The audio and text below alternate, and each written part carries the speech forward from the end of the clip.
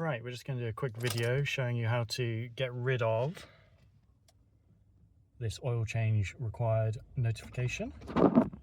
Just turn the heaters off, we don't need them on. So you need to do this if you just change your oil because the car doesn't recognize it, or if for any other reason you need to get rid of this notification.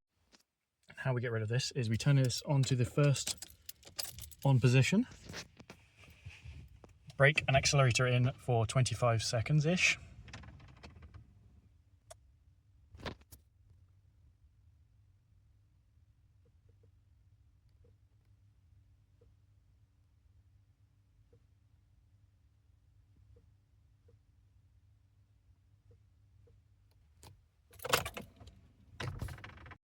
And now once that's happened, if you restart the vehicle,